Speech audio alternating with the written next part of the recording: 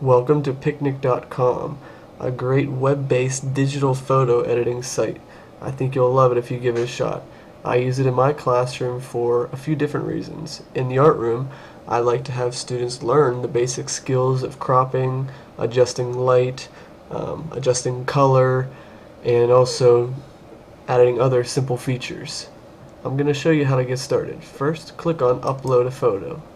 I love this site because it is all web-based. You don't even have to log into the site. Going into my hard drive, I'm choosing a picture called Salvador. This happens to be a picture of our iguana. Here's Salvador, and there's an autofix button on the left-hand column of your screen, and you can click on it and it'll automatically adjust it, similar to a photo booth maybe that you might see at Target or Walmart. It gives you the best settings, but I personally don't like them, so I'm going to click on Undo on the upper right hand corner of your screen. You can click Undo anytime you don't like the edit that you made. First, cropping. Click on the cropping button and you'll see the highlighted area is the area that will be cropped to show you the new picture. For this picture, I want to crop out all of the background except for his head. That's where I want the focus to be, right on his head. I think I like it right there. I'm going to click Apply. Next, I'll show you some of the features you can do with rotating an image. You can rotate it clockwise, counterclockwise, and I simply like it how it is, but you can also flip a picture or invert it upside down. I'm going to keep it in this direction. You can also straighten or tilt an image, and I like tilted like this. Kind of gives you more of a focus on his eye and some of his facial features. Click Apply. The exposure dictates how much light you allow to go through the lens. I'm going to make it a little bit darker to maybe to show off some more of his features and his skin. I'm going to add some shadows, and I'm going to give it a higher contrast.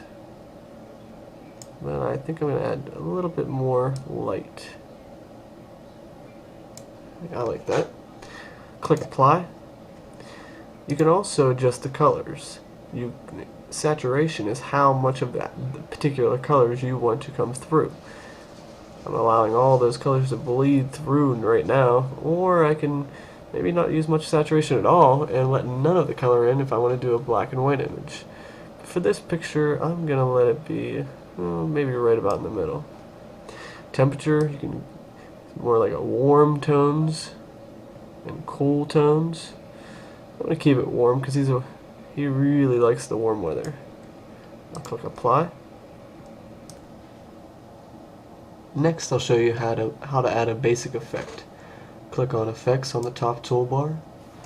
I'm going to choose Vignette for Salvador. I'm going to increase the size, maybe make it a little bit smaller, but I want it to be stronger. And I like the color, so I'm going to keep that and click Apply. There are many different effects you can add, as you can see. You also have the ability to add text very simply. Click on Text at the top. Inside the box, type in what you want it to say.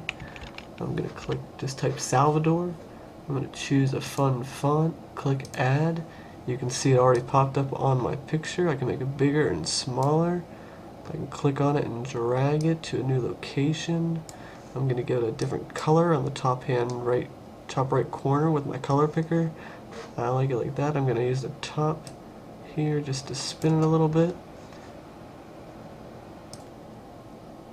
Okay, I'm almost finished. I'm going to go ahead and add a frame just for a final touch here.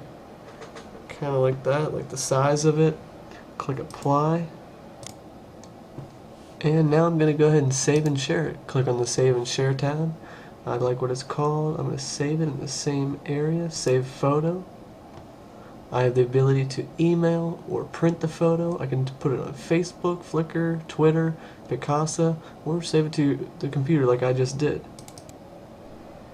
I hope you enjoyed my tutorial of picnic.com, and I hope you give it a try. Thanks for watching.